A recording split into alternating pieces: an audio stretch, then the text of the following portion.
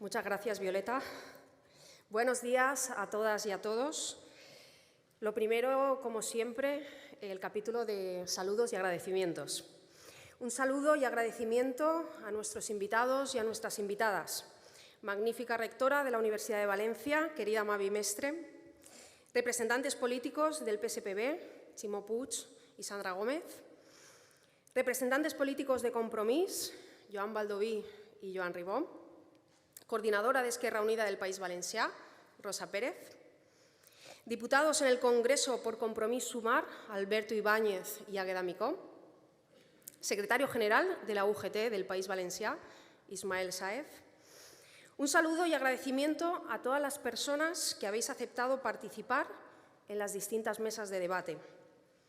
Un agradecimiento especial al director del diario.es de la Comunidad Valenciana, Adolf Beltrán, que nos invita todos los meses a poder expresarnos en el periódico, por lo que le damos las gracias por esta colaboración. A todos los compañeros y compañeras de comisiones obreras que habéis venido a este congreso, secretarias y secretarios generales de comisiones obreras de federaciones y territorios de todo el Estado, secretarias y secretarios generales de federaciones y territorios del País Valencià, así como los compañeros y compañeras de la Ejecutiva Confederal Estatal y de la Ejecutiva del País Valencià. Y, por supuesto, a todas las personas que os habéis interesado en participar en este congreso y a los medios de comunicación que hoy nos acompañan. Y, cómo no, a todas las personas, a todas las compañeras y compañeros que habéis hecho posible este congreso. Bienvenidas y bienvenidos a Valencia. Quiero empezar esta intervención agradeciendo a Fernando Lezcano y a la Fundación 1 de Mayo la iniciativa de organizar este congreso tan pertinente y tan necesario en estos tiempos que corren. Y muy especialmente, en nombre de las comisiones obreras del País Valencià, le quiero agradecer la elección de esta ciudad para albergar un congreso con ponentes de tanto nivel. Es una satisfacción acogeros. Creo que se acierta plenamente en escoger Valencia, porque el hecho de que se traiga este congreso aquí nos permite avivar de alguna forma el recuerdo del segundo Congreso Internacional de Intelectuales para la Defensa de la Cultura.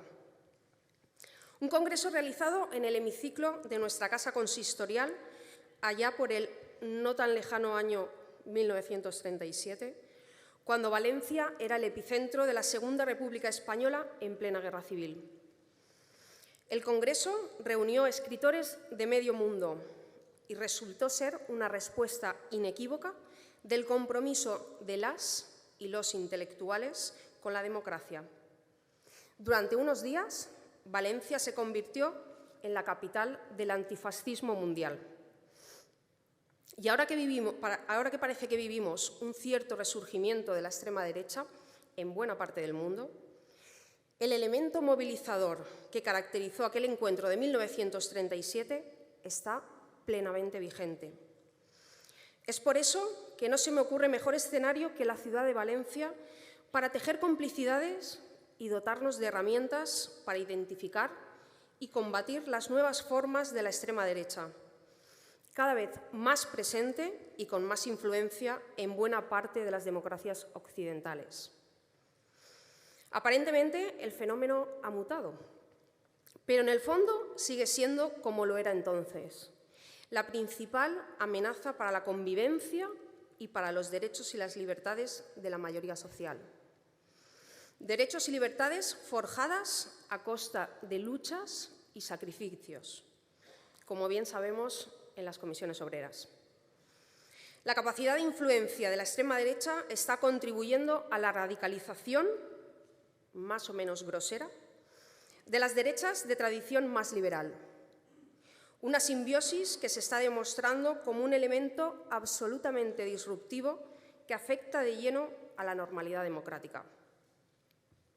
En buena parte del mundo se está imponiendo una nueva derecha que pone en cuestión los principios democráticos más elementales. Así que acertamos al promover iniciativas como la que nos trae hoy aquí, porque las organizaciones sindicales como comisiones obreras se han posicionado siempre, sin ningún tipo de reserva, al frente de la lucha contra la derecha totalitaria. En la defensa de los derechos y libertades y de los principios democráticos, el sindicalismo de clase está llamado a jugar un papel determinante. El movimiento obrero internacional debe aplicarse muy seriamente en dar respuesta a este fenómeno, con réplicas en todas las latitudes del mundo, que tiene como punto de mira el retroceso de los derechos de la clase trabajadora y que, por lo tanto, impugna directamente el papel de las organizaciones sindicales de clase como garante último de estos derechos allí donde logran gobernar. A pesar de las maniqueas maniobras de distracción, tenemos que mostrar rotundidad y decisión al afirmar que el fenómeno de la nueva derecha radical es el resurgimiento del fascismo en el contexto internacional. Pese a los esfuerzos de adaptación de su discurso, Trump en Estados Unidos, Bolsonaro en Brasil, Orbán en Hungría, Salvini o Meloni en Italia, Le Pen en Francia o Abascal en España, son perfectamente identificables como elementos reaccionarios de la extrema derecha. La aceptación del juego parlamentario y la aparente renuncia al uso de la violencia para imponer su ideario político no es capaz de maquillar su discurso totalitario y reaccionario que emparenta, sin mucho disimulo, con los regímenes fascistas de entonces. El objetivo es el mismo de siempre. Se pretende mantener bajo control la hegemonía cultural para conservar, y si es el caso, reinstaurar, privilegios a las élites a las que sirven. Y para eso ya no es necesario acabar con los sistemas democráticos. Basta con hacerse con el control de las instituciones y ejercer el poder de facto. Se frenan los avances sociales y se retuerce el sistema hasta que está suficientemente adaptado para servir a sus intereses. Todo ello a costa de los derechos de la mayoría social y de la calidad democrática de los países que se gobiernan. Se sirven de las urnas para obtener legitimación política, al tiempo que se aniquilan principios democráticos tan básicos como la división de poderes o la libertad de prensa. Estamos hablando de un fenómeno internacional que comparte rasgos comunes e ideólogos de cabecera y que se sirve de la democracia representativa como la principal herramienta para el blanqueamiento de lo que es extrema derecha, o si lo preferís, fascismo en estado puro. El auge de la extrema derecha es consecuencia, en buena medida, de las políticas neoliberales y de las enormes desigualdades sociales, intensificadas por políticas marcadamente erráticas que culminaron en la gestión austericida de la crisis de 2008. Si a aquella crisis de la que a duras penas nos costó recuperarnos una década, le sumamos los efectos del nuevo contexto geopolítico y la inflación de 2 dígitos insólita desde los años 70 del siglo pasado, el resultado es un empobrecimiento generalizado de las clases populares que, sumado al hastío y el descrédito de la política, ha sido el mejor caldo de cultivo para los discursos de la extrema derecha, que ha sabido y sabe aprovechar la capacidad de penetración que ofrece Internet con las redes sociales y los medios de comunicación, proclives a veces a amplificar bulos de toda índole, para generalizar un discurso cuyo denominador común es su carácter ultraconservador, ultranacionalista, supremacista y autoritario. En muchos casos, este discurso seduce incluso a aquellos que más deberían temerlo, aquellos que no tienen nada o casi nada, que malviven de un salario insuficiente y que, por atenerme a los ejemplos que he puesto anteriormente, pueblan los barrios más populares de las ciudades de Estados Unidos, Brasil, Hungría, Italia, Francia o de nuestro propio país. El trazo ideológico de la extrema derecha sigue la misma constante. Los partidos de la derecha alimentan la batalla cultural e ideológica acudiendo a fórmulas populistas para ampliar sus bases electorales, mientras que de una manera soterrada imponen una agenda neoliberal que pasa inexcusablemente por la privatización progresiva de servicios y coberturas sociales. Una reducción impositiva para las clases altas y un retroceso en los derechos de las personas trabajadoras. Con una enfermiza apología a un concepto deformado de la libertad, se articula la reacción a los avances sociales, la lucha contra los avances en igualdad, que son tachados como ideología de género, las teorías conspirativas, la negación del cambio climático, el racismo y la xenofobia. Se requieren pocos matices para definir el sustrato ideológico de su discurso. Las pasadas elecciones autonómicas y locales nos dejaron dibujado un nuevo mapa político en nuestro país. La deriva que supone la presencia y la influencia de Vox en los gobiernos apunta a que buena parte de los derechos sobre los que hemos edificado nuestra convivencia corren serio peligro. El País Valencià, como el resto de territorios que han caído bajo la espiral de radicalización de los planteamientos de la derecha política, y no queremos ni pensar qué sería de este país con un gobierno a nivel estatal escorado a la derecha, a la extrema derecha. Como decía, el País Valencià y el resto de territorios necesitamos un gobierno central que imponga una agenda social que atenúe el efecto de las políticas que se aplican soterradamente tras la batalla ideológica que se nos plantea. Continuar la senda de avances en el marco del diálogo social y consolidar los avances que han caracterizado la pasada legislatura se ha convertido en una necesidad imperiosa. Ahora que se resucitan los fantasmas del pasado, que incluso la diversidad que nos enriquece y nos caracteriza como Estado está bajo sospecha, ahora que buena parte de territorios ya sufrimos la vuelta a los planteamientos más agresivos del neoliberalismo, es más necesario que nunca conformar un gobierno de progreso y es más necesario que nunca combatirlos. Y como decía Miguel Hernández, quien para de llorar, quien se lamenta contra la piedra hostil del desaliento, quien se pone a otra cosa que no sea el combate, no será un vencedor, será un vencido lento. Así que feliz Congreso. Espero que de las reflexiones extraigamos conclusiones instructivas y, como siempre, frente a todo lo que representa esta gente, nos encontraremos. Muchísimas gracias.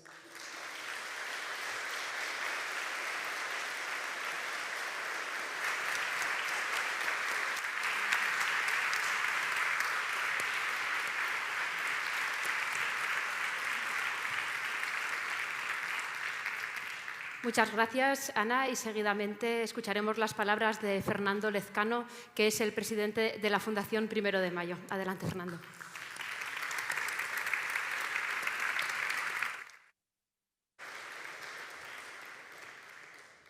Gracias, Violeta, por aceptar la propuesta de conducir este congreso. Gracias, Ana, por la hospitalidad y la colaboración de las comisiones obreras del País Valencià en la organización del mismo. Bon dia,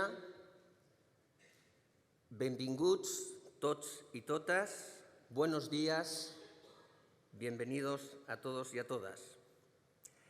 En estos días no puede celebrarse un encuentro como el que vamos a iniciar sin antes expresar el más rotundo rechazo al ataque sufrido por la población civil israelí y la más sentida solidaridad con el pueblo palestino que está sufriendo un criminal genocidio a manos del Estado de Israel.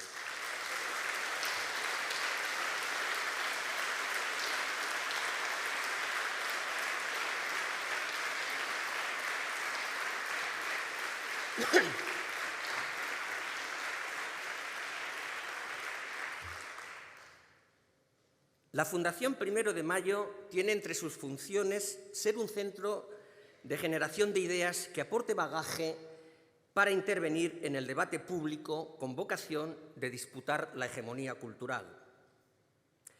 Empeño de tales dimensiones exige trascender del perímetro habitual para un sindicato y tejer amplias y estratégicas alianzas con otros actores políticos y sociales. Por esta razón, aprovecho para saludar a las fuerzas políticas, sindicales y sociales que nos acompañan. Partido Socialista, Compromís, Esquerra Unida, Unión General de Trabajadores del País Valencià, Fundación Ebert, Fundació Sentit Comú y la Fundación Espacio Público, que junto a los medios Público, Infolibre y eldiario.es son entidades colaboradoras del presente Congreso. Intervenir hoy en la disputa cultural es intervenir ante la penetración que el ideario de la extrema derecha está consiguiendo entre amplias capas de la población y también de las personas trabajadoras, que le han permitido alcanzar cotas de representación y poder institucional inimaginables hasta hace poco en los países del norte desarrollado y que suponen una amenaza cierta para las libertades, los derechos sociales conquistados y la propia democracia.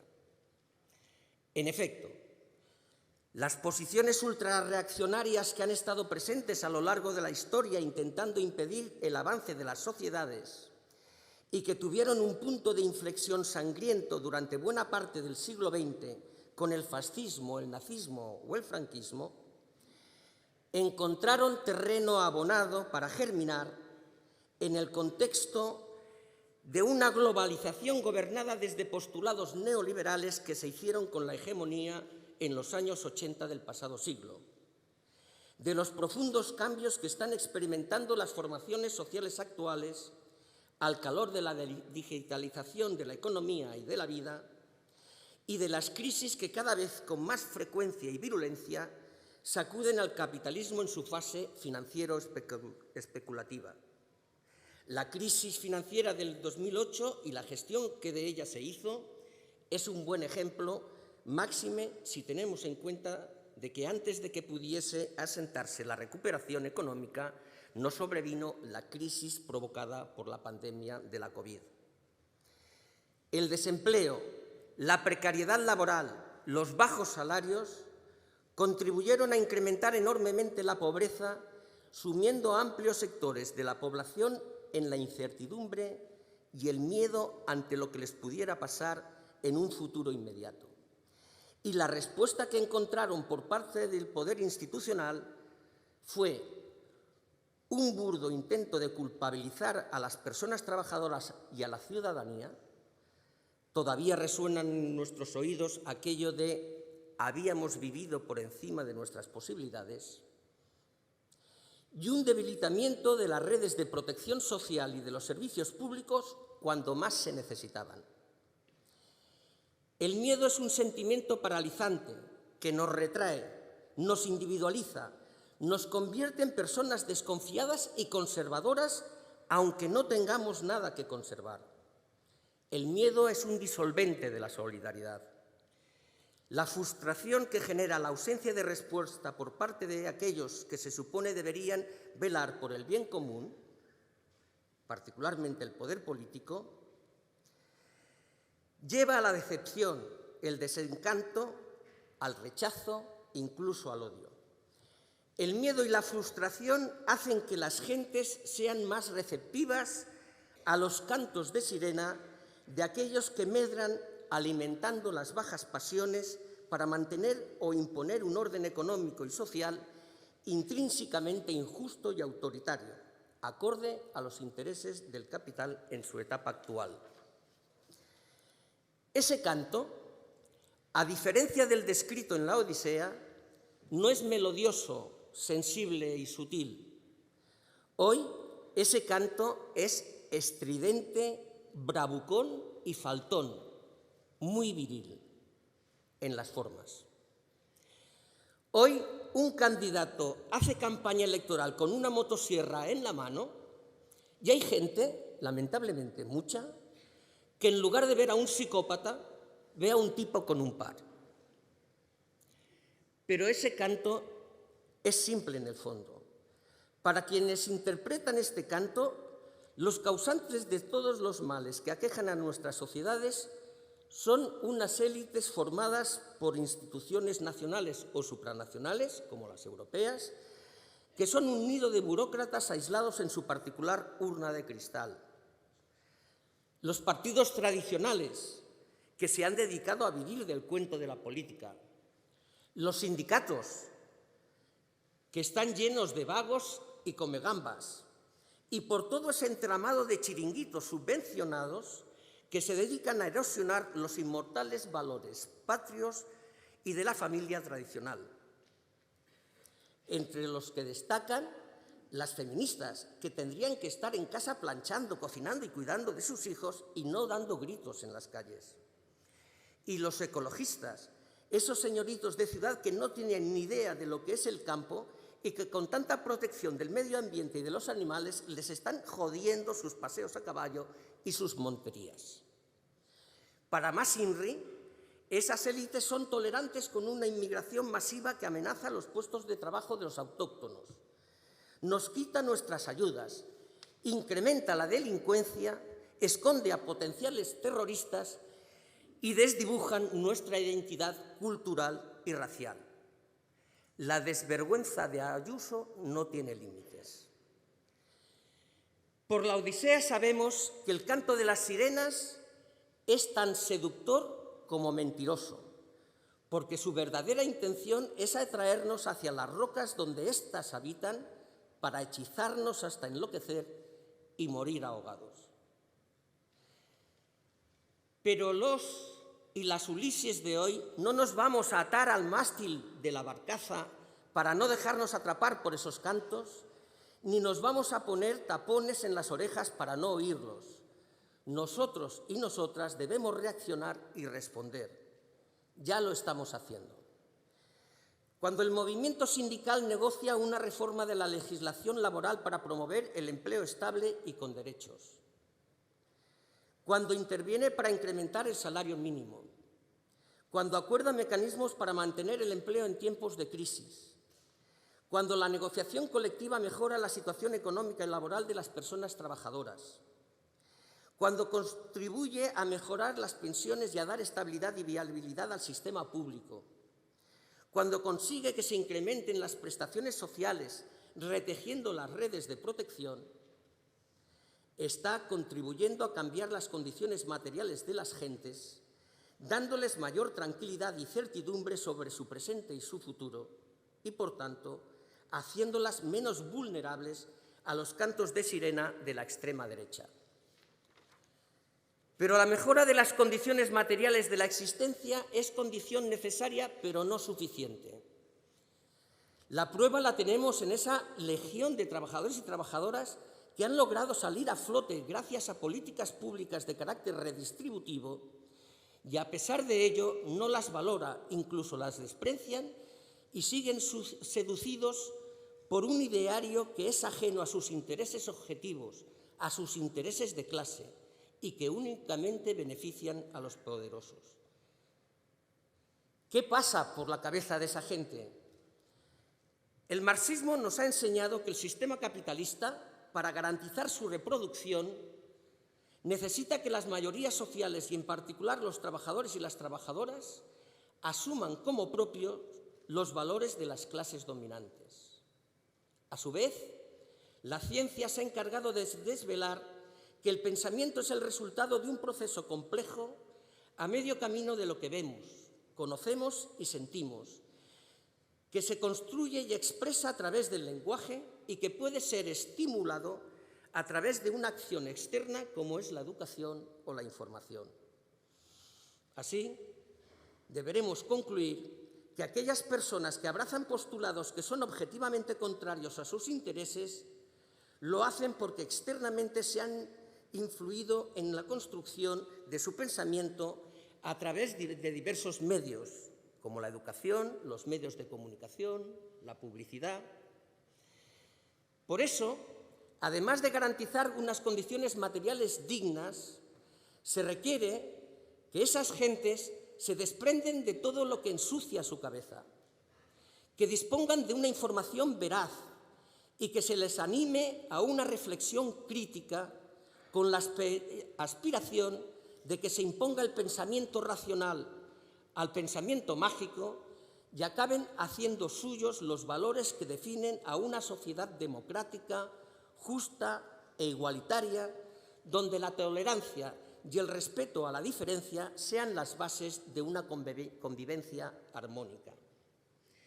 En eso consiste la disputa por la hegemonía cultural sobre la que teorizó el pensador y político comunista Antonio Gramsci y que la extrema derecha no ha tenido ningún complejo en hacer suya. Y esa es la finalidad del Congreso Sociedad, Derechos y Extrema Derecha: desentrañar las claves del ideario de la extrema derecha y de los riesgos que de imponerse tendría para los derechos, la democracia, la paz y para la propia supervivencia de la especie humana. Entender a través de qué mecanismos consiguen que ese ideario penetre en la conciencia de las gentes y armarnos de argumentos para rebatirlos hasta derrotarlos. El avance social, político e institucional de la extrema derecha que estamos viviendo en el mundo y particularmente en España nos ha hecho recordar inevitablemente un pasaje sangriento de nuestra historia, el golpe de Estado contra la República y la consiguiente guerra civil. Y de entre esos recuerdos apareció el segundo Congreso Internacional de Escritores para la Defensa de la Cultura, promovido por la Alianza de Intelectuales Antifascistas, cuya primera sesión se celebró en Valencia en julio de 1937. El recuerdo de aquel congreso inspiró este, y hemos querido rendirle un modesto homenaje haciéndonos eco de algunas de sus características al diseñar su contenido. Elegimos la ciudad de Valencia porque, además de los conocidos encantos y de la hospitalidad de sus gentes, fue aquí donde se trasladó el gobierno republicano y aquí se celebró, en el Salón de Plenos del Ayuntamiento, la primera sesión del citado Congreso, convocada y organizada por el Ministerio de Instrucción Pública y Bellas Artes, del que era responsable el comunista Jesús Hernández Tomás. Aprovecho la ocasión para saludar al hasta hace poco alcalde de la ciudad, Joan Ribó. Hemos querido darle el mayor nivel intelectual, recurriendo a las personas del mundo académico que son referentes por sus investigaciones y ensayos sobre el fenómeno que nos ocupa, para que profundicen en aspectos que son objeto de furibundos ataques de la extrema derecha, como son el feminismo o la inmigración. De la misma manera, hemos recurrido a directores de medios y periodistas reconocidos por su rigor y profesionalidad para que desentrañen las estrategias mediáticas que estas gentes utilizan. Quiero aprovechar para agradecer a todos y a todas los ponentes su gran disposición a compartir sus conocimientos con las personas que estamos aquí. Y agradecer la presencia de la rectora de la Universitat de València por su complicidad cuando le presentamos este congreso. Hemos querido que el recuerdo de este congreso perdure y cuando sus ecos ya no se escuchen, su espíritu se pueda encontrar en un libro. Con esa vocación, la Fundación 1 de Mayo, en colaboración con la editorial Catarata, hemos promovido el ensayo Mitos y cuentos de la extrema derecha. Agradezco a las personas que lo han escrito y a su coordinador su colaboración y la calidad de su trabajo. Hemos querido darle una dimensión internacional. De ahí que la conferencia inaugural corra a cargo del profesor británico Roger David Griffin, que además de ser una autoridad mundial en la materia, nos aportará una visión de más allá de nuestras fronteras. Visión que se complementará con la intervención de sindicalistas de países que ayudan a entender la dimensión del problema al que nos enfrentamos, como son Brasil, Francia, Italia y la propia España. Gracias a todos y a todas. Por último, hemos querido que este congreso fuese el espacio del que saliese un llamamiento al mundo de la cultura para que reaccione frente a la barbarie. Con esa finalidad, animamos a nuestro inseparable amigo Luis García Montero a que preparase un manifiesto que se leerá como colofón de estas jornadas y que ya cuenta con el apoyo de más de 60 personas de la creación cultural, intelectual y artística. Nuestro mayor reconocimiento para el mayor poeta militante. No tengo noticia de que en el Congreso del 37 hubiese mucho espacio para el humor. Es muy probable que no. Pero hoy sí podemos permitírnoslo, porque el humor también puede ser un arma de combate, aunque este tema deja poco espacio para la risa. Así cerraremos la jornada de hoy con la actuación de María Juan, a la cual le damos las gracias. Han sido muchas las personas de la Fundación Primero de Mayo y de la Confederación las que han trabajado para dar forma a este congreso con la voluntad de que fuese útil para intervenir en el debate de ideas frente a la extrema derecha. Nos conformamos con que despierte interés dentro y fuera de estas paredes y que quienes aquí estamos salgamos con el ánimo y la determinación de no rehuir la disputa, de confrontar argumentos y hacer posible, más pronto que tarde, el estribillo del poema de Rafael Alberti, a galopar, hasta enterrarlos en el mar.